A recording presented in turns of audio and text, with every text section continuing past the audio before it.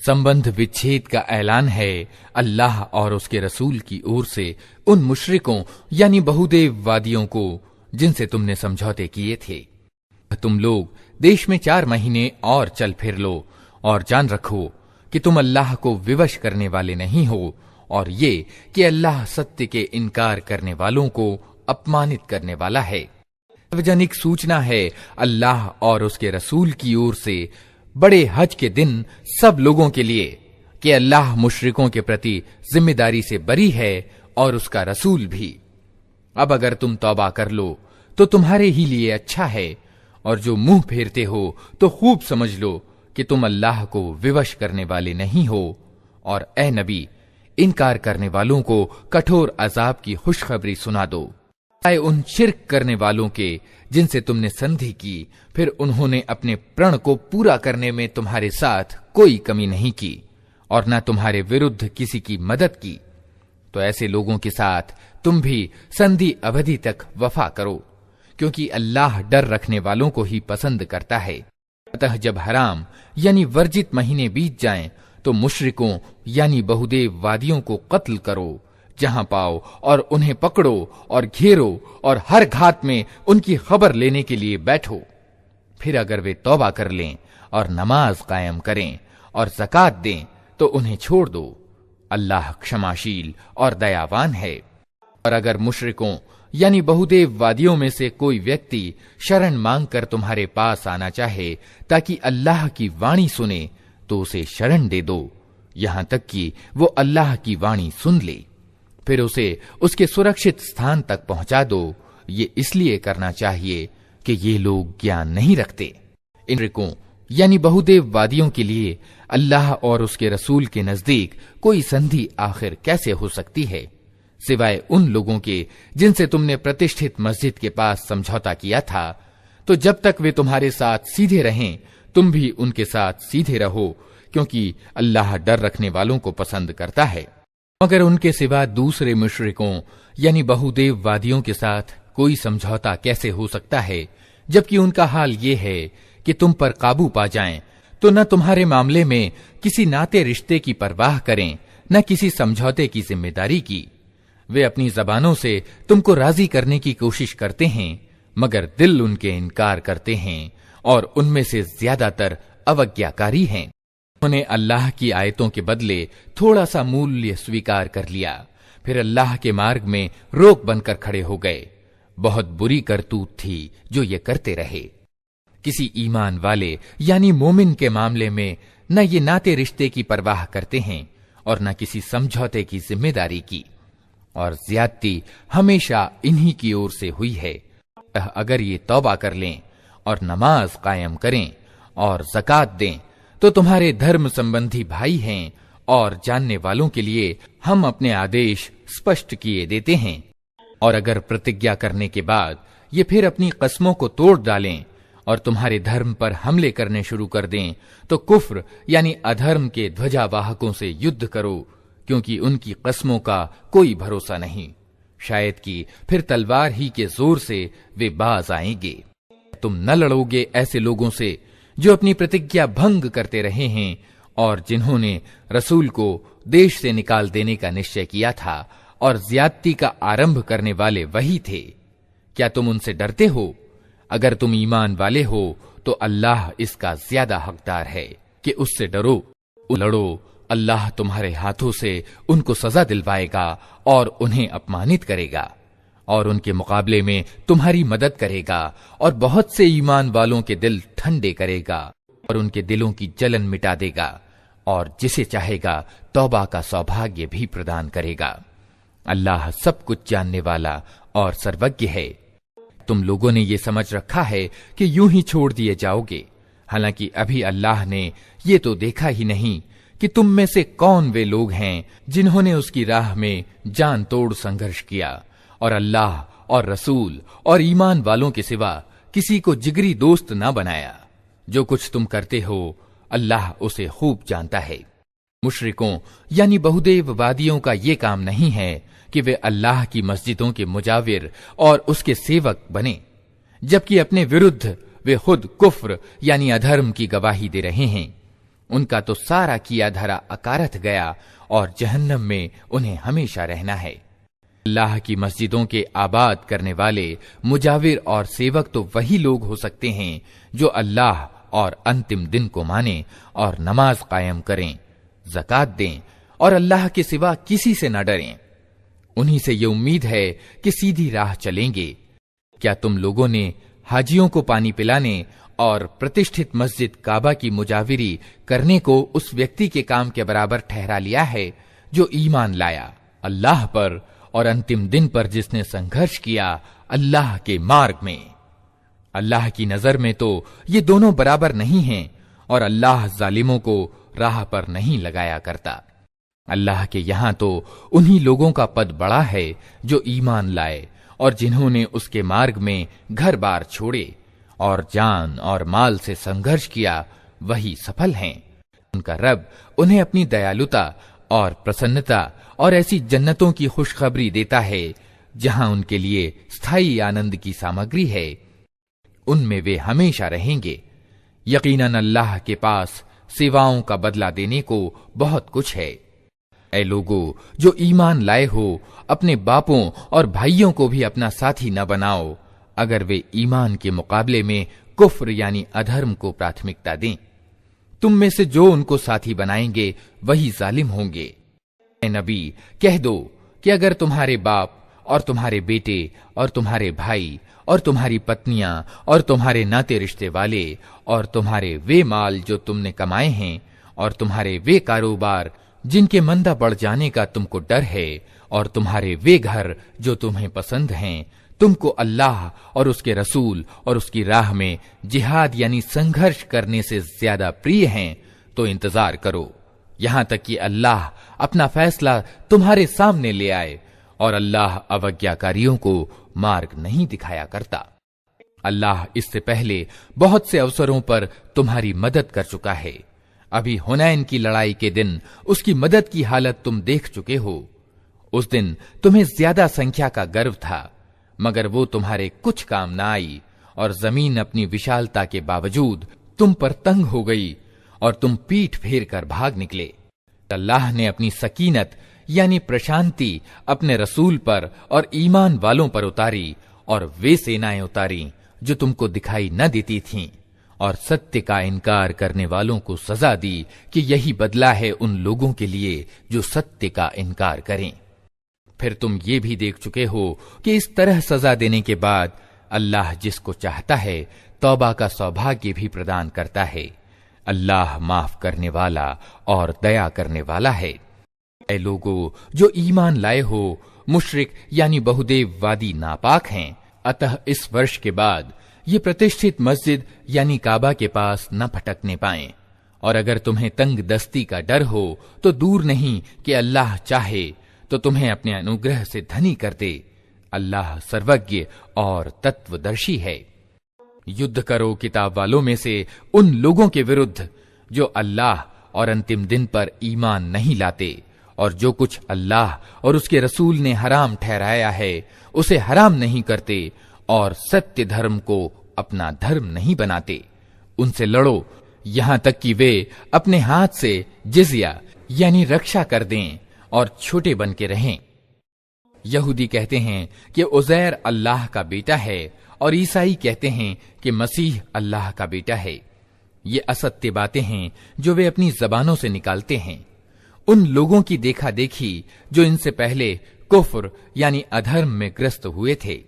अल्लाह की मार इन पर, ये कहां से धोखा खा रहे हैं। उन्होंने अपने धर्म ज्ञाताओं और दुनिया से विमुख संत को अल्लाह के सिवा अपना रब बना लिया है और उसी तरह मसीह इब्न मरियम को भी। हालांकि उनको एक पूज्य के सिवा किसी की बंदगी करने का आदेश नहीं दिया गया था, वो जिसके सिवा कोई बंदगी का अधिकारी नहीं।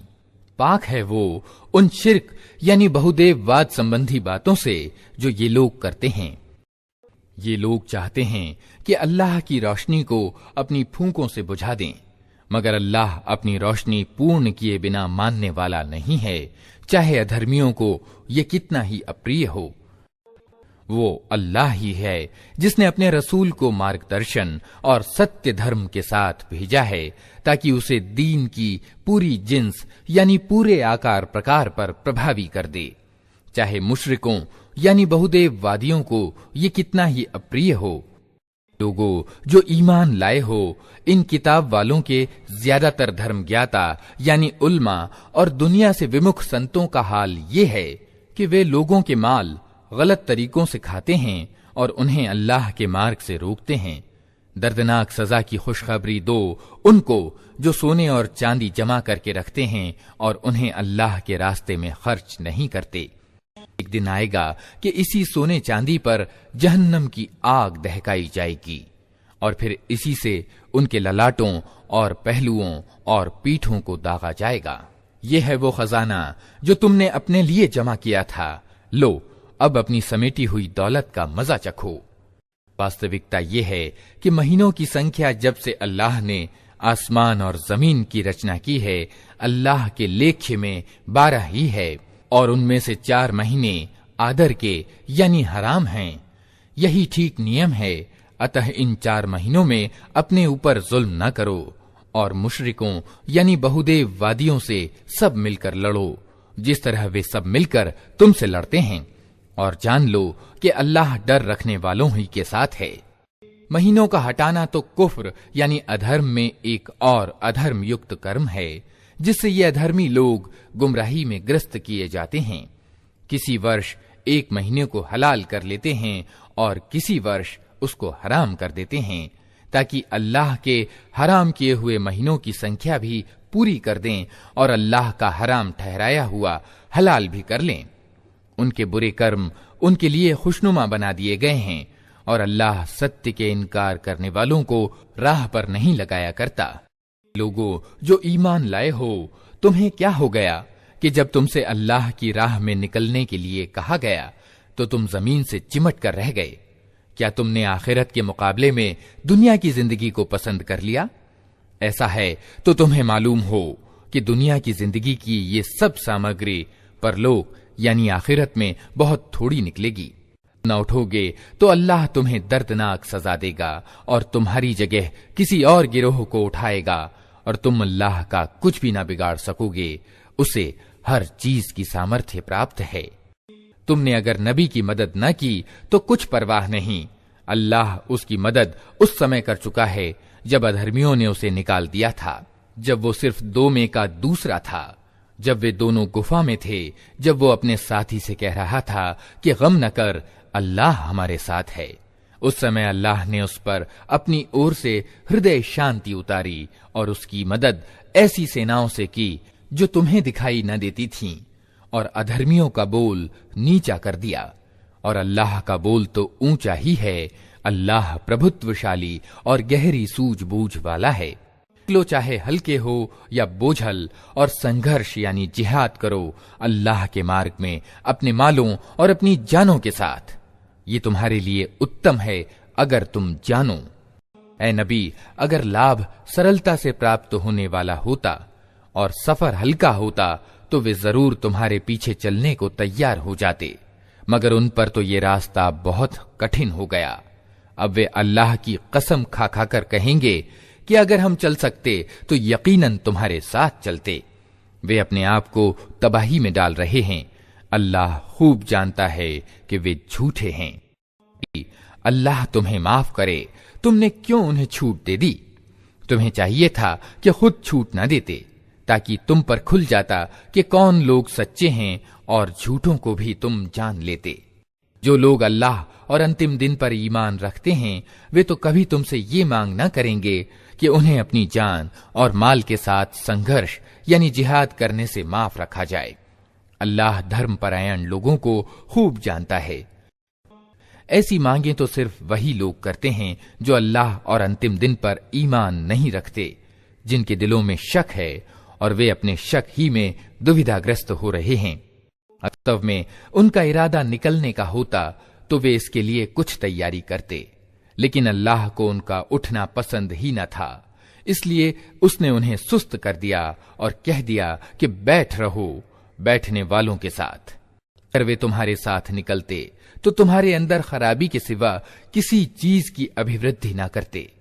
वे तुम्हारे बीच उपद्रव मचाने के लिए दौड़ धूप करते और तुम्हारे गिरोह का हाल ये है कि अभी उनमें बहुत से ऐसे लोग पाए जाते हैं जो उनकी बातें कान लगाकर सुनते हैं। अल्लाह इन जालिमों को खूब जानता है। पहले भी उन लोगों ने फितना उठाने की कोशिशें की हैं और तुम्हें नाकाम बनाने के लिए हर तरह के उपायों का उलट फेर कर चुके हैं, यहां तक कि उनकी इच्छा के विपरीत सत्य आ गया और अल्लाह का काम होकर रहा। में से कोई है जो कहता है मुझे छुट्टी दे दीजिए और मुझको फितने में न डालिए। सुन रखो, फितने ही में तो ये लोग पड़े हुए हैं और जहन्नम ने इन अधर्मियों को घेर रखा है। तुम्हारा भला होता है तो इन्हें दुख होता है और तुम पर कोई मुसीबत आती है तो ये मुंह फेर कर खुश खुश पलटते हैं और कहते जाते हैं कि अच्छा हुआ, हमने पहले ही अपना मामला ठीक कर लिया था। कहो, हमें हरगिज कोई बुराई या भलाई नहीं पहुंचती मगर वो जो अल्लाह ने हमारे लिए लिख दी है। अल्लाह ही हमारा संरक्षक मित्र है और ईमान वालों को उसी पर भरोसा करना चाहिए। उनसे कहो, तुम हमारे मामले में जिस चीज की प्रतीक्षा में हो वो इसके सिवा और क्या है कि दो भलाइयों में से एक भलाई है, और हम तुम्हारे मामले में जिस चीज के इंतजार में हैं वो ये है कि अल्लाह खुद तुमको सजा देता है या हमारे हाथों दिलवाता है। अच्छा, तो अब तुम भी इंतजार करो और हम भी तुम्हारे साथ इंतजार करते हैं। उनसे कहो, तुम अपने माल चाहे राजी खुशी खर्च करो या अप्रियता के साथ, किसी हालत में वे कबूल न किए जाएंगे क्योंकि तुम अवज्ञाकारी लोग हो। उनके दिए हुए माल कबूल न होने का कोई कारण इसके सिवा नहीं है कि उन्होंने अल्लाह और उसके रसूल के साथ इनकार की नीति अपनाई है। नमाज के लिए आते हैं तो कसमसाते हुए आते हैं और अल्लाह के मार्ग में खर्च करते हैं तो अनिच्छापूर्वक खर्च करते हैं। इनके माल और दौलत और इनकी औलाद की बहुलता को देखकर धोखा न खाओ। अल्लाह तो ये चाहता है कि इन्हीं चीजों के द्वारा इनको दुनिया की जिंदगी में भी अजाब में ग्रस्त करे और ये जान भी दें तो सत्य के इनकार ही की हालत में दें। वे अल्लाह की कसम खा खा कर कहते हैं कि हम तुम्ही में से हैं, जबकि वे हरगिज तुम में से नहीं हैं। वास्तव में तो वे ऐसे लोग हैं जो तुमसे डरे हुए हैं। अगर वे लोग पनाह की जगह पालें या कोई गुफा या घुस बैठने की जगह तो भागकर उसमें जा छिपें। ऐ नबी, उनमें से कुछ लोग सदकों के वितरण में तुम पर एतराज करते हैं। अगर उस माल में से उन्हें कुछ दे दिया जाए तो प्रसन्न हो जाएं और न दिया जाए तो बिगड़ने लगते हैं। क्या अच्छा होता कि अल्लाह और रसूल ने जो कुछ भी उन्हें दिया था उस पर वे राजी रहते और कहते कि अल्लाह हमारे लिए काफी है, वो अपने उदार अनुग्रह से हमें और बहुत कुछ देगा और उसका रसूल भी हम पर कृपा करेगा। हम अल्लाह ही की ओर नजर जमाए हुए हैं। ये तो वास्तव में फकीरों और मोहताजों के लिए हैं और उन लोगों के लिए जो सदकों के काम पर नियुक्त हों और उनके लिए जिनका दिल मोहना यानी तालीफ कल्ब अभीष्ट हो, और ये गर्दनों को छुड़ाने और कर्जदारों की मदद करने में और अल्लाह के मार्ग में और मुसाफिरों की सहायता में इस्तेमाल करने के लिए हैं। ये एक अनिवार्य पालनीय आदेश है अल्लाह की ओर से और अल्लाह सब कुछ जानने वाला और गहरी सूझबूझ वाला है। उनमें से कुछ लोग हैं जो अपनी बातों से नबी को दुख देते हैं और कहते हैं कि ये व्यक्ति तो कानों का कच्चा है। कहो, वो तुम्हारी भलाई के लिए ऐसा है। अल्लाह पर ईमान रखता है और ईमान वालों पर विश्वास करता है और सर्वथा दयालुता है उन लोगों के लिए जो तुम में से ईमान वाले हैं। और जो लोग अल्लाह के रसूल को दुख देते हैं उनके लिए दर्दनाक सजा है।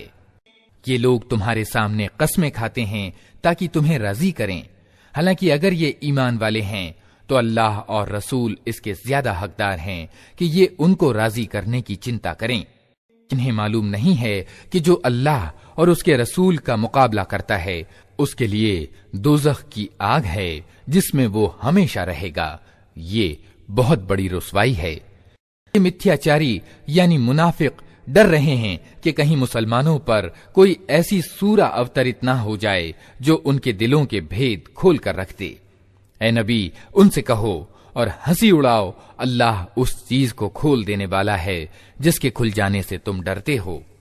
उनसे पूछो कि तुम क्या बातें कर रहे थे, तो झट कह देंगे कि हम तो हंसी मजाक और दिल्लगी कर रहे थे। उनसे कहो, क्या तुम्हारी हंसी दिल्लगी अल्लाह और उसकी आयतों और उसके रसूल ही के साथ थी? अब बहाने मत गढ़ो, तुमने ईमान लाने के बाद कुफ्र किया है। अगर हमने तुम में से एक गिरोह को माफ भी कर दिया तो दूसरे गिरोह को तो हम जरूर सजा देंगे, क्योंकि वो अपराधी है। मिथ्याचारी यानी मुनाफिक मर्द और मिथ्याचारिणी औरतें सब एक दूसरे जैसे हैं।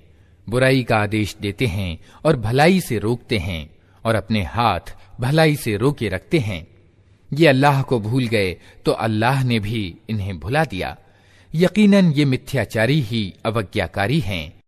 इन मिथ्याचारी मर्दों और मिथ्याचारिणी औरतों और अधर्मियों के लिए अल्लाह ने दोज़ख की आग का वादा किया है, जिसमें वे हमेशा रहेंगे। वही इनके लिए मुनासिब है। इन पर अल्लाह की फिटकार है और इनके लिए कायम रहने वाला अजाब है। तुम लोगों के रंग ढंग वही हैं जो तुम्हारे पहले के लोगों के थे। वे तुमसे ज्यादा शक्ति संपन्न और तुमसे बढ़कर माल और औलाद वाले थे। फिर उन्होंने दुनिया में अपने हिस्से के मजे लूट लिए, और तुमने भी अपने हिस्से के मजे उसी तरह लूटे जैसे उन्होंने लूटे थे। और वैसे ही वाद विवादों में तुम भी पड़े जैसे वाद विवादों में वे पड़े थे। सो उनका अंजाम ये हुआ कि दुनिया और आखिरत में उनका सब किया धरा अकारत हो गया, और वही घाटे में हैं। इन लोगों को अपने से पहले लोगों का इतिहास नहीं पहुंचा। नूह की कौम, आद, समूद, इब्राहिम की कौम, मदियन के लोग और वे बस्तियां जिन्हें उलट दिया गया। उनके रसूल उनके पास खुली खुली निशानियां लेकर आए। फिर ये अल्लाह का काम न था कि उन पर जुल्म करता, मगर वे खुद ही अपने ऊपर जुल्म करने वाले थे। ईमान वाले मर्द और ईमान वाली औरतें ये सब एक दूसरे के साथी हैं। भलाई का हुक्म देते और बुराई से रोकते हैं, नमाज कायम करते हैं, ज़कात देते हैं और अल्लाह और उसके रसूल का आज्ञा पालन करते हैं। ये वे लोग हैं जिन पर अल्लाह की दयालुता उतर कर रहेगी। यकीनन अल्लाह को सब पर प्रभुत्व प्राप्त है और वो तत्वदर्शी और सर्वज्ञ है। इन ईमान वाले मर्दों और ईमान वाली औरतों से अल्लाह का वादा है कि उन्हें ऐसे बाग देगा जिनके नीचे नहरें बहती होंगी और वे उनमें हमेशा रहेंगे। उन सदाबहार बागों में उनके लिए पाकीज़ा ठहरने की जगहें होंगी, और सबसे बढ़कर ये कि अल्लाह की प्रसन्नता उन्हें प्राप्त होगी। यही बड़ी सफलता है। नबी, अधर्मियों यानी काफिरों और मिथ्याचारियों यानी मुनाफिकों दोनों का पूरी शक्ति से मुकाबला करो और उनके साथ कठोरता से निपटो। आखिरकार इनका ठिकाना जहन्नम है और वो अत्यंत बुरी ठहरने की जगह है। ये लोग अल्लाह की कसम खा खा कर कहते हैं कि हमने वो बात नहीं कही, हालांकि उन्होंने जरूर ही वो कुफ्र यानी अधार्मिकता की बात कही है। उन्होंने इस्लाम धारण करने के बाद कुफ्र किया और उन्होंने वो कुछ करने का इरादा किया जिसे कर ना सके। ये उनका सारा गुस्सा इसी बात पर है, न कि अल्लाह और उसके रसूल ने अपने उदार अनुग्रह से उनको धनी बना दिया है। अब अगर ये अपनी इस नीति से बाज आएं तो इन्हीं के लिए उत्तम है, और अगर ये बाज ना आएं तो अल्लाह उनको बड़ी ही दर्दनाक सजा देगा, दुनिया में भी और आखिरत में भी, और जमीन में कोई नहीं जो इनका हिमायती और मददगार हो। उनमें से कुछ ऐसे भी हैं जिन्होंने अल्लाह से वादा किया था कि अगर उसने अपना अनुग्रह हमें प्रदान किया तो हम दान देंगे और अच्छे बनकर रहेंगे। जब अल्लाह ने उन्हें अपनी कृपा से धनवान कर दिया तो वे कंजूसी पर उतर आए और अपनी प्रतिज्ञा से ऐसे फिरे कि उन्हें इसकी परवाह तक नहीं है। नाम ये हुआ कि उनकी इस वादा खिलाफी के कारण जो उन्होंने अल्लाह के साथ की और उस झूठ के कारण जो वे बोलते रहे, अल्लाह ने उनके दिलों में मिथ्याचार यानी निफाक बिठा दिया, जो उसके सामने उनके उपस्थित किए जाने के दिन तक उनका पीछा न छोड़ेगा। ये लोग जानते नहीं कि अल्लाह उनके छिपे भेद और उनकी छिपी कानाफूसियों तक को जानता है और वो सभी परोक्ष की बातों से पूरी तरह परिचित है। तो खूब जानता है उन कंजूस धनवानों को जो स्वेच्छा पूर्वक देने वाले ईमान वालों की माली कुर्बानियों पर बातें छांटते हैं और उन लोगों की हंसी उड़ाते हैं जिनके पास अल्लाह के मार्ग में देने के लिए उसके सिवा कुछ नहीं है जो वे अपने ऊपर मशक्कत सहकर देते हैं। अल्लाह इन हंसी उड़ाने वालों की हंसी उड़ाता है और इनके लिए दर्दनाक सजा है। नबी, तुम चाहे ऐसे लोगों के लिए माफी की प्रार्थना करो या न करो, अगर तुम 70 बार भी उन्हें माफ कर देने की दरख्वास्त करोगे तो अल्लाह उन्हें हरगिज माफ न करेगा, इसलिए कि उन्होंने अल्लाह और उसके रसूल के साथ इनकार की नीति अपनाई है और अल्लाह अवज्ञाकारी यानी फासिक लोगों को छुटकारे की राह नहीं दिखाता। जिन लोगों को पीछे रह जाने की इजाजत दे दी गई थी वे अल्लाह के रसूल का साथ न देने और घर बैठे रहने पर खुश हुए और उन्हें गवारा न हुआ कि अल्लाह के मार्ग में जान और माल से संघर्ष करें। उन्होंने लोगों से कहा कि इस सख्त गर्मी में न निकलो। इनसे कहो कि जहन्नम की आग इससे ज्यादा गर्म है, कैसा अच्छा होता कि ये इसे जान पाते। चाहिए कि ये लोग हंसना कम करें और रोएं ज्यादा, इसलिए कि जो बुराई ये कमाते रहे हैं उसकी मजदूरी ऐसी ही है कि उन्हें उस पर रोना चाहिए। अल्लाह उनके बीच तुम्हें वापस ले जाए और भविष्य में इनमें से कोई गिरोह संघर्ष यानी जिहाद के लिए निकलने की तुमसे इजाजत मांगे तो साफ कह देना, अब तुम मेरे साथ हरगिज नहीं चल सकते और न मेरे साथ किसी दुश्मन से लड़ सकते हो। तुमने पहले बैठे रहने को पसंद किया था तो अब घर बैठने वालों ही के साथ बैठे रहो और आगे उनमें से जो कोई मरे उसकी जनाजे की नमाज भी तुम हरगिज न पढ़ना और न कभी उसकी कब्र पर खड़े होना, क्योंकि उन्होंने अल्लाह और उसके रसूल के साथ इनकार की नीति अपनाई है और वे मरे हैं इस हाल में कि वे अवज्ञाकारी थे। मालदारी और उनकी औलाद की बहुलता तुमको धोखे में न डाले। अल्लाह ने तो इरादा कर लिया है कि इस माल और औलाद के द्वारा उनको इसी दुनिया में सजा दे और उनकी जानें इस हाल में निकलें कि वे अधर्मी हों। जब कभी कोई सूरा इस विषय की उतरी कि अल्लाह को मानो और उसके रसूल के साथ मिलकर संघर्ष यानी जिहाद करो, तो तुमने देखा कि जो लोग उनमें से सामर्थ्यवान थे वही तुमसे प्रार्थना करने लगे कि उन्हें जिहाद में सम्मिलित होने से माफ रखा जाए, और उन्होंने कहा कि हमें छोड़ दीजिए कि हम बैठने वालों के साथ रहें। उन लोगों ने घर बैठने वालियों में शामिल होना पसंद किया और उनके दिलों पर ठप्पा लगा दिया गया, इसलिए उनकी समझ में अब कुछ नहीं आता। इस विपरीत रसूल ने और उन लोगों ने जो रसूल के साथ ईमान लाए थे अपनी जान और माल से जिहाद किया, और अब सारी भलाइयां उन्हीं के लिए हैं और वही सफलता प्राप्त करने वाले हैं। अल्लाह ने उनके लिए ऐसे बाग तैयार कर रखे हैं जिनके नीचे नहरें बह रही हैं, उनमें वे हमेशा रहेंगे। ये है उच्च श्रेणी की सफलता। अरबों में से भी बहुत से ऐसे लोग आए जिन्होंने बहाने किए ताकि उन्हें भी पीछे रह जाने की अनुमति दी जाए। इस तरह बैठे रहे वे लोग जिन्होंने अल्लाह और उसके रसूल से ईमान का झूठा इकरार किया था। इन बद्दुओं में से जिन लोगों ने कुफ्र की नीति अपनाई है, जल्द ही उन्हें दर्दनाक सजा पहुंचेगी। कमजोर बूढ़े और बीमार लोग और वे लोग जो जिहाद में सम्मिलित होने के लिए पाथे यानी राह खर्च नहीं पाते, अगर पीछे रह जाएं तो कोई हर्ज नहीं, जबकि वे निष्ठापूर्वक अल्लाह और उसके रसूल के वफादार हों। ऐसे सुकर्मी लोगों पर एतराज की कोई गुंजाइश नहीं है और अल्लाह माफ करने वाला और दया करने वाला है।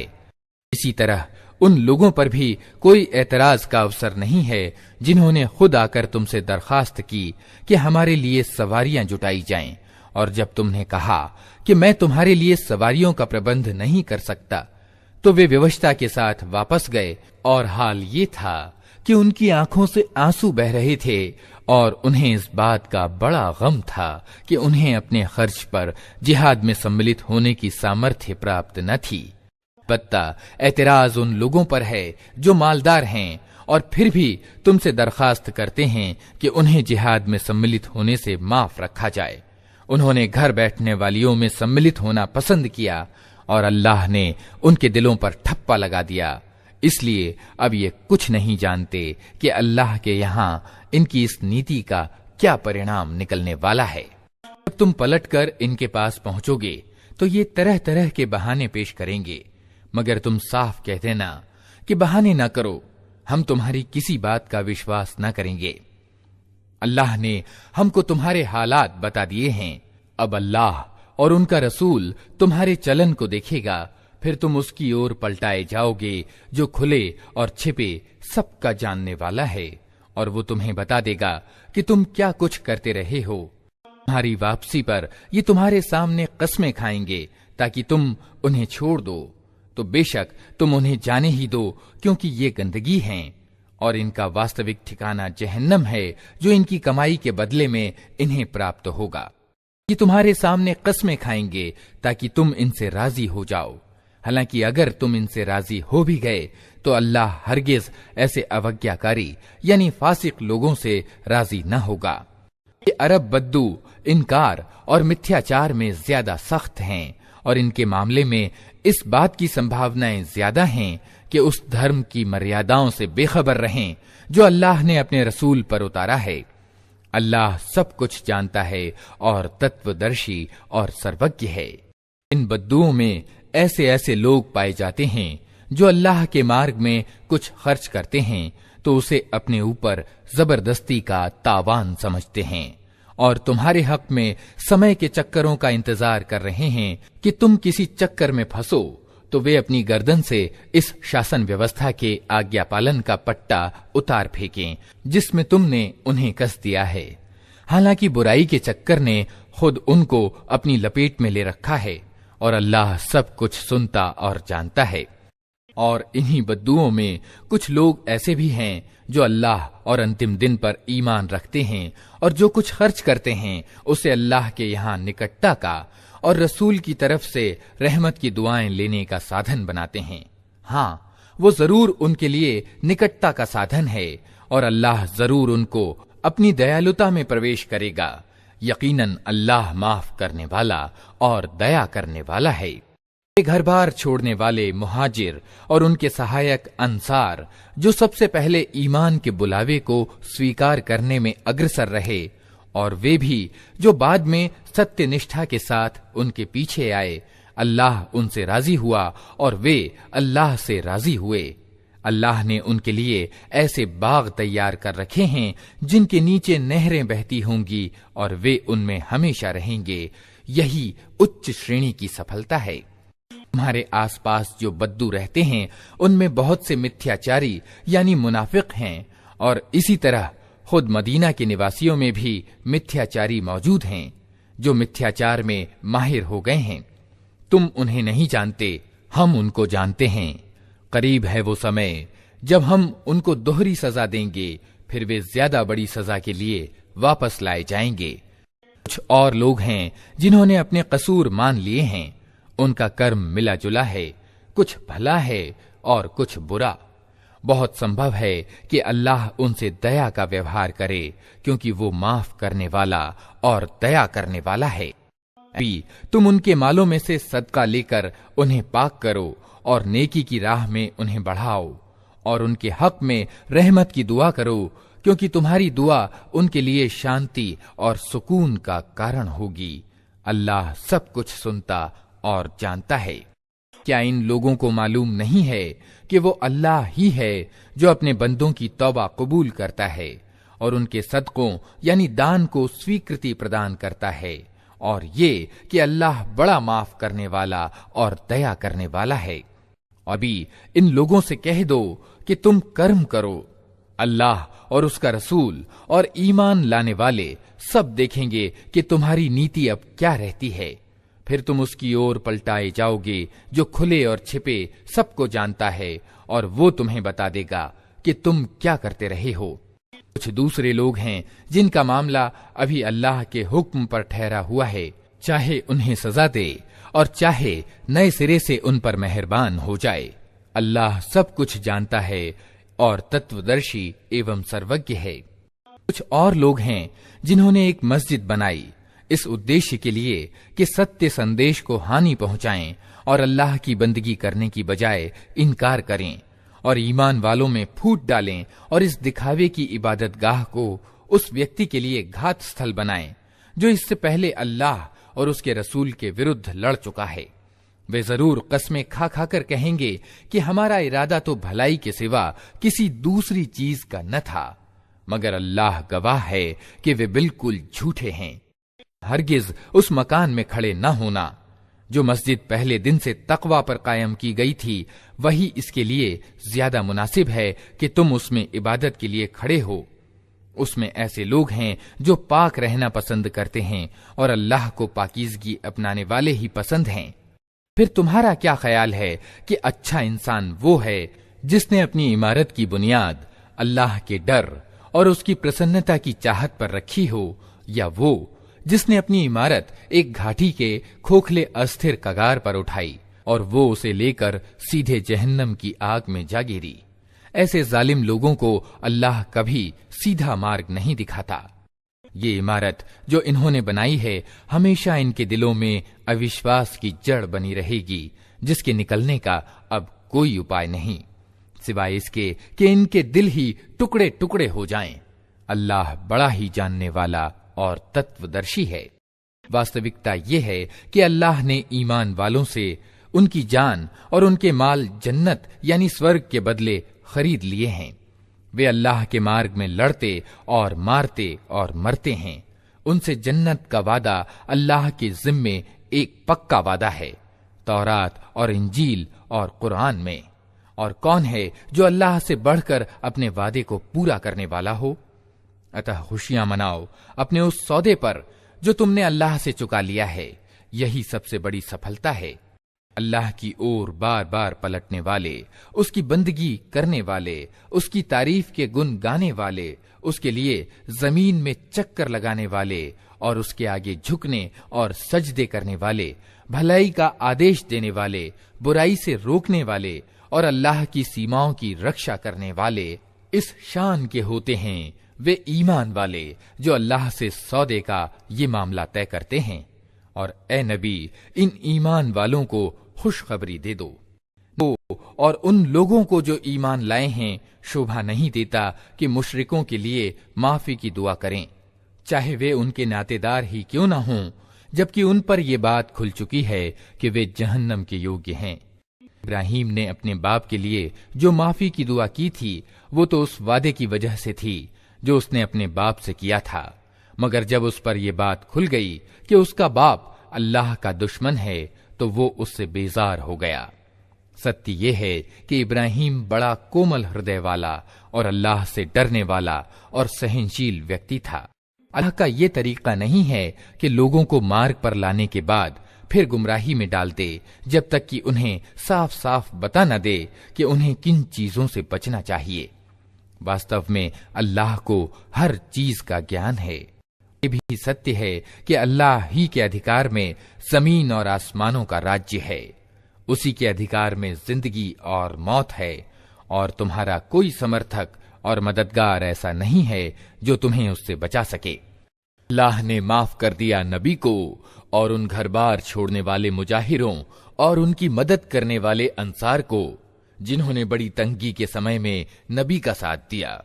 अगरचे उनमें से कुछ लोगों के दिल कुटिलता की ओर झुक चले थे, मगर जब उन्होंने इस कुटिलता का अनुसरण न किया बल्कि नबी का साथ दिया तो अल्लाह ने उन्हें माफ कर दिया। बेशक उसका मामला इन लोगों के साथ नरमी और दया का है। और उन तीनों को भी उसने माफ किया जिनके मामले को स्थगित कर दिया गया था, जब जमीन अपनी सारी वुसात यानी फैलाव के बावजूद उन पर तंग हो गई और उनकी अपनी जानें भी उन पर बोझ होने लगीं और उन्होंने जान लिया कि अल्लाह से बचने के लिए कोई शरण लेने की जगह खुद अल्लाह ही की दयालुता की छाया के सिवा नहीं है, तो अल्लाह अपनी मेहरबानी से उनकी ओर पलटा ताकि वे उसकी ओर पलट आएं। यकीनन ही वो बड़ा माफ करने वाला और दया करने वाला है। ऐ लोगो जो ईमान लाए हो, अल्लाह से डरो और सच्चे लोगों का साथ दो। मक्का के निवासियों और आसपास के बद्दुओं को यह हरगिज मुनासिब न था कि अल्लाह के रसूल को छोड़कर घर बैठे रहते और उसकी ओर से बेपरवाह होकर अपनी अपनी जान की चिंता में लग जाते, इसलिए कि ऐसा कभी ना होगा कि अल्लाह के मार्ग में भूख प्यास और शारीरिक मशक्कत की कोई तकलीफ वे झेलें, और सत्य का इनकार करने वालों को जो मार्ग अप्रिय है उस पर कोई कदम वे उठाएं, और किसी दुश्मन से सत्य की दुश्मनी का कोई बदला वे लें, और उसके बदले उनके हक में एक अच्छा कर्म न लिखा जाए। यकीनन अल्लाह के यहाँ उत्तम कारों का पारिश्रमिक मारा नहीं जाता। इसी तरह ये भी कभी ना होगा कि वे अल्लाह के मार्ग में थोड़ा या बहुत कोई खर्च उठाएं और जिहाद के प्रयास में कोई घाटी वे पार करें और उनके हक में उसे लिख न लिया जाए, ताकि अल्लाह उनके इस अच्छे कारनामों का बदला उन्हें प्रदान करे। ये कुछ जरूरी न था कि ईमान वाले सारे के सारे ही निकल खड़े होते, मगर ऐसा क्यों न हुआ कि उनकी आबादी के हर हिस्से में से कुछ लोग निकल कर आते और दीन की समझ पैदा करते और वापस जाकर अपने इलाके के निवासियों को सावधान करते, ताकि वे मुस्लिमों से भिन्न नीति से परहेज करते।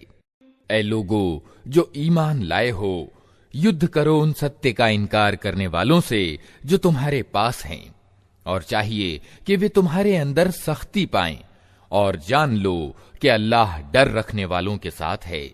कोई नई सूरा उतरती है तो उनमें से कुछ लोग मजाक के तौर पर मुसलमानों से पूछते हैं कि कहो तुम में से किसके ईमान में इससे इजाफा हुआ। जो लोग ईमान लाए हैं उनके ईमान में तो वास्तव में हर उतरने वाली सूरा ने इजाफा ही किया है और वे इससे खुश हैं। अलबत्ता जिन लोगों के दिलों को निफाक का रोग लगा हुआ था, उनकी पिछली गंदगी पर हर नई सूरा ने एक और गंदगी का इजाफा कर दिया और वे मरते दम तक कुफ्र ही में पड़े रहे। क्या लोग देखते नहीं कि हर साल एक दो बार ये आजमाइश में डाले जाते हैं, मगर इस पर भी न तौबा करते हैं न कोई शिक्षा ग्रहण करते हैं। कोई सूरा उतरती है तो ये लोग आंखों ही आंखों में एक दूसरे से बातें करते हैं कि कहीं कोई तुमको देख तो नहीं रहा है, फिर चुपके से निकल भागते हैं। अल्लाह ने इनके दिल फेर दिए हैं क्योंकि ये नासमझ लोग हैं।